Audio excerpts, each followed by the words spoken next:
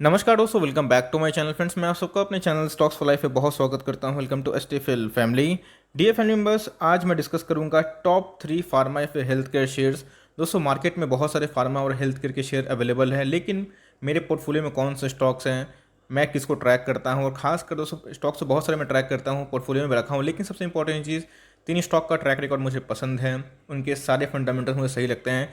तीनों डेफिडी कंपनी है। फार्मा से किसी को चूज़ करना चाहते हैं तो इन तीनों पर स्टडी कर सकते हैं, और तीनों दोस्तों एस्टेबल का सुपर टॉपिक है फॉर लॉन्ग टर्म। तो कौन सा वो स्टॉक है और खासकर वेटेज कितना देना है, सबसे ज़रूरी बात होती है। मैं देखता हूँ कि कोविड आया या फिर कुछ भी आया तो गैस वहाँ पे बहुत लोग क्या करते हैं, वेटेज से गड़बड़ी कर देते हैं। लेकिन नहीं दोस्तों, फार्मा के शेयर्स रखो, लेकिन उसमें एक रिस्क भी होता है। मैं बताऊंगा रिस्क क्या है, और खासकर कितना वेटेज डालना है और कितना मैक्स टू मैक्स डालना है, ये बताऊंगा, जहां पे आपको बेटर डिसीजन लेने में हेल्प होगी। चैनल फर्स्ट टाइम होंगे, सब्सक्राइब कर सकते हैं इस क्वालिटी कंटेंट को सबसे पहले एक्सेस करने के लिए।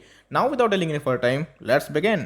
तो गाइस, कल ही मैंने 50 का पोर्टफोलियो बनाया था, उसमें मैंने फार्मा को नहीं चूज़ किया था। तो बहुत सारे कमेंट्स मैंने देखे हैं कि सर फार्मा को चूज़ आपने नहीं किया, क्यों, आपको फार्मा में बिलीव नहीं है। दोस्तों ऐसा नहीं है, फार्मा में बिलीव है, लेकिन 50,000, 60,000, लाख रुपया कोई बड़ा अमाउंट नहीं होता। यस, ऐसे स्टूडेंट के लिए बहुत बड़ा अमाउंट होता है, लेकिन स्टॉक मार्केट में ये बहुत छोटा अमाउंट से स्टार्टिंग हम लोग करते हैं। तो कैसे अगर आप देखें निफ्टी 50 का वेटेज, तो मैंने किसको किसको कवर किया था, फाइनेंशियल सर्विसेज को, आईटी को, और इधर पे आप देख सकते हैं कंज्यूमर गुड्स को, ऑयल एंड गैसेस को, रिलायंस इसमें था।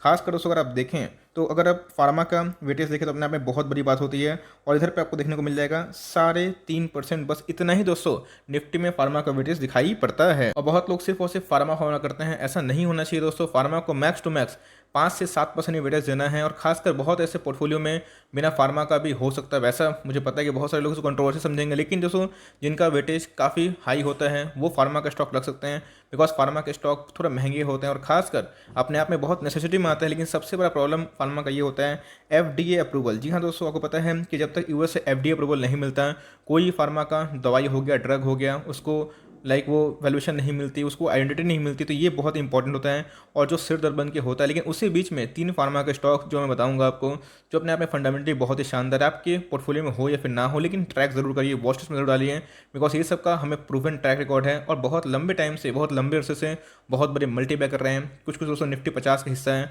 तो करते हैं अपने एनालिसिस को शुरू, जहाँ पे मैंने बताया आपको कि एलोकेशन समझिए, उसके बाद खुद ही डाल दीजिएगा। तो 3 से 5%, मैक्स टू मैक्स 7%, उससे ज़्यादा फार्मा आपके पोर्टफोलियो में डिजर्व नहीं करता। बहुत लोग देखता हूँ मैं 20%, 25%, नो दोस्तों, एलोकेशन बहुत ही गड़बड़ है। और इसीलिए मैं आपको पहले ही बता दिया कि फार्मा फार्मा करिए, लेकिन ऐसे ही फार्मा पे चूज़ करिए जो कोविड के पहले भी अच्छा कर रहे थे, कोविड के बाद भी सही कर रहे हैं। Now without delaying any further time, let's begin. Guys, FDA आप देख सकते हैं कि to get FDA approval, drug manufacturer must conduct lab animal and human clinical test. तो यही सबसे इंपॉर्टेंट होता है। अगर कोई एफडीए अप्रूव्ड हो चुका है तो वो दोस्तों बहुत ही अच्छा ड्रग मेकिंग कंपनी में आता है।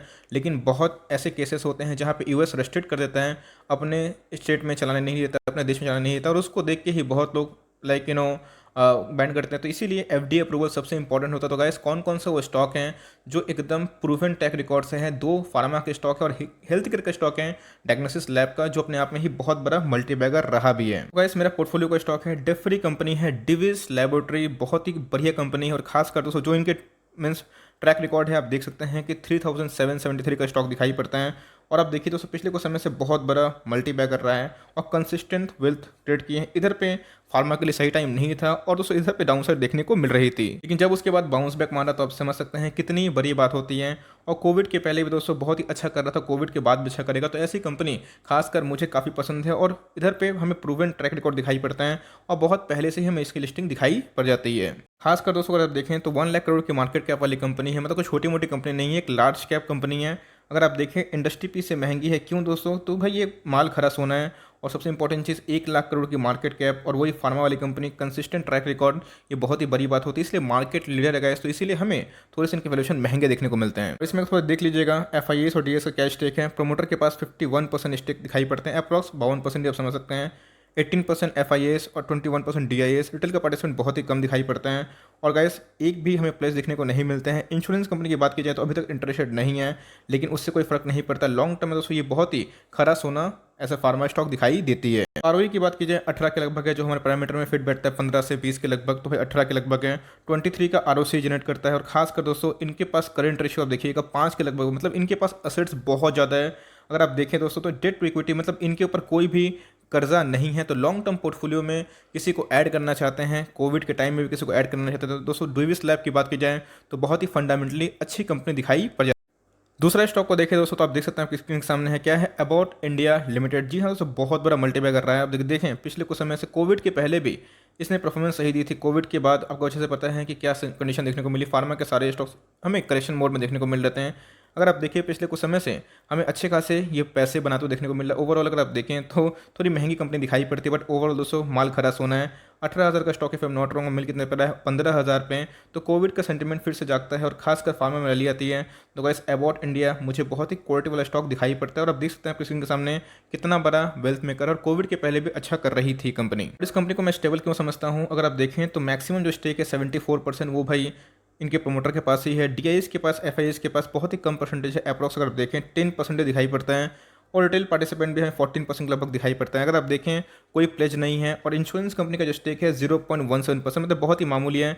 मार्केट में ज़्यादा फ्री फ्लोट शेयर अवेलेबल नहीं होने के कारण ज़्यादा ट्रेडिंग नहीं हो पाती, वॉल्यूम्स बहुत कम होते हैं, क्योंकि प्रोमोटर को इस कंपनी में बहुत ज़्यादा भरोसा दिखाई पड़ता है। वैसे आप देख सकते हैं कि 18,000 का स्टॉक दिखाई पड़ रहा है और हमेशा ये स्टॉक कॉन्स्टिट्यूशन कर रहा है, बट लॉन्ग टर्म में ये बहुत रिवॉर्डिंग होगा। अगर बात की जाए इनके मार्केट कैप की, 31,000 करोड़ की दिग्गज मार्केट कैप है। अच्छी बात तो ये है दोस्तों, ये डिविडेंड भी ठीक ठाक बांटती है, 2% के डिविडेंड यील्ड है। और खास करके आप देखें तो इनके इंडस्ट्री पी से यही महंगा है, क्योंकि माल खरा सोना है। और इधर पे मैं बताऊंगा कि मैं कौन कौन सा मैट्रिक चूज़ करके इसको सेलेक्ट किया हूँ। वैसे हमारा जो प्राथमिकता है 20 के लगभग जो आरओई है बहुत ही टॉप नॉच होता है। ये 25 के ऊपर है 24.38। अगर आप देखें आरओसी 30.54, करंट रेशियो 3 के ऊपर लाजवाब, मतलब इनके पास बहुत एसेट्स हैं। अगर आप देखें कंपनी के ऊपर 1 रुपये का भी कर्जा नहीं है, तो आप समझ सकते हैं ये भी बहुत बड़े मल्टीबैगर हैं। और इसको भी आप चाहे तो ट्रैक कर सकते हैं। और करंट मार्केट प्राइस में अगर आपको लगता है कोविड की वजह से किसी को लेना है, तो जी हाँ, डीवीएस के बाद दोस्तों अबाउट इंडिया आपकी चॉइस हो सकती है। तीसरा स्टॉक है, ये फार्मा से भी इंपॉर्टेंट है, हेल्थ केयर सेक्टर। आपको पता है कि पैथोलॉजी में हमें अपोलो देखने को मिलते हैं, हमें मेट्रोपोलिस देखने को मिलते हैं, बट जो स्टॉक मुझे लगता है कि एक पेनिट्रेशन पावर रखता है और खासकर लॉन्ग टर्म में अच्छा कर सकता है, फेस वैल्यू 10 के लगभग है, जो आने वाले टाइम में ह्यूज हिमंगस ग्रोथ हैं। आपको पता है कि ऑर्गेनाइज्ड वे में बहुत ही कम ही ऐसे कंपनी हैं जो पैथोलॉजी कनेक्ट करते हैं, उसमें डॉक्टर लाल पैथलैब का भी नाम आता है। अगर आप देखें तो हमें हाल ही में लिस्टिंग देखने को मिली थी, बहुत ही अच्छा कॉन्स्टेंट हमें स्टॉक देखने को मिलता है।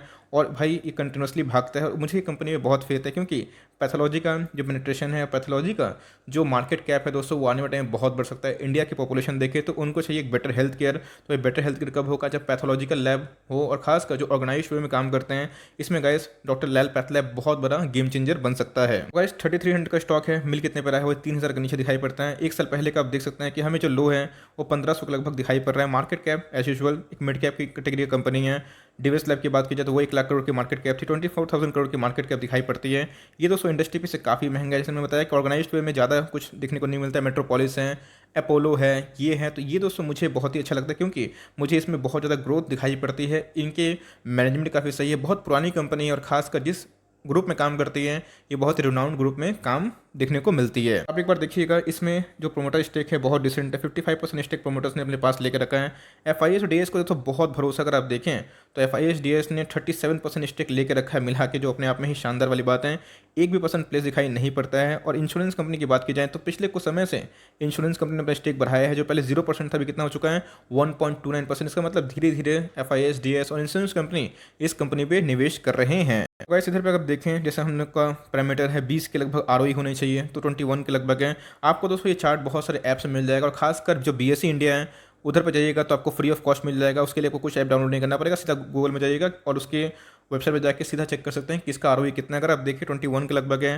करंट रेशियो उसकी भी शानदार है, 3 के ऊपर दिखाई पड़ते हैं। अगर आप देखें तो डेट टू इक्विटी अपने आप में दोस्तों डेट फ्री कंपनी है। मतलब तीनों कंपनी मैंने चूज़ किया है, टॉप नॉच है, मार्केट लीडर है और डेट फ्री है। एक है हेल्थ केयर सेक्टर पैथोलॉजी में, और दो दोस्तों फार्मा के टॉप ब्रांडिंग कंपनी देखने को मिलती हैं। और अब इंपॉर्टेंट क्वेश्चन सर, अबाउट में और डिविस लैब में किसको चुनूं। वैसे अगर आप देखें अबाउट इंडिया की और डिविस लैब की, तो भाई डिविस लैब ने भारी बाजी है, 32,000% का टर्न देखने को मिलता है। ये जो लाल वाली है डिविस लैब की देखने को मिलती है, ये जो ब्लू वाली है किसकी है, अबाउट इंडिया। अब ऐसा नहीं कि खराब हो गया, पिछले कुछ समय से अच्छा खासा पैसा बनाया है, अबाउट नहीं बनाया है, डिविस नहीं बनाया है। तो मेरे हिसाब से अगर दोनों में से किसी एक को अफोर्ड कर पाते हैं तो डिविस लैब मुझे बहुत ही पसंद है। हाँ, बहुत सारे अदर स्टॉक्स है, फाइजर हो गए, सनोफी हो गए, एस्ट्राजेनेका हो गए, खासकर दोस्तों और भी मतलब स्टॉक्स देखने को मिलते हैं, एल्केम लैब हो गए, लॉरस लैब हो गए। लेकिन याद रखिएगा सबको पोर्टफोलियो में जगह नहीं दे सकते हैं, उसी में चुनना पड़ेगा। आपके कोई और पसंदीदा स्टॉक हो सकते हैं और दोस्तों मैं उसको सम्मान भी करता हूँ, बिकॉज सबका चॉइस अलग अलग होता है। बट हाँ, मैं जिसे बिलीव करता हूँ, जिसे भरोसा करता हूँ, मुझे लगता है कि ये ट्रैक रिकॉर्ड प्रूवन है।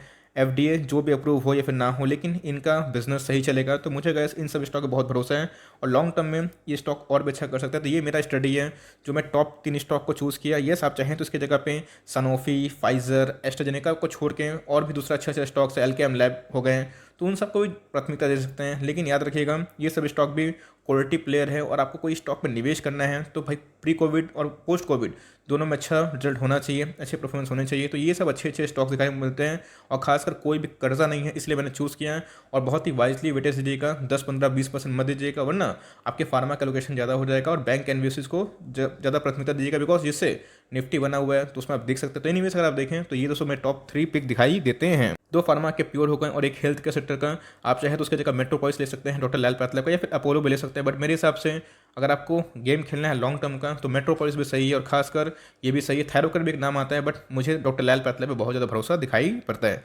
ये छोटी सी अपडेट थी कि मुझे 3 पोर्टफोलियो का स्टॉक बनाना हुआ तो मैं किस पे दाव खेलना पसंद करूंगा। आई होप तो वीडियो आपके लिए हेल्पफुल है। कंटेंट सही लगा तो एक लाइक कर दिएगा। चैनल फर्स्ट टाइम होंगे तो याद से सब्सक्राइब भी करना ना भूले। फर्दर कोई डाउट ड्रॉप कर सकते हो, कोई स्टॉक रिव्यू चाहिए उसका नाम भी ड्रॉप करेगा। I would love to make a video on your demand. तो गाइस मिलते हैं जल्दी ही, तब तक के लिए bye and also God bless you.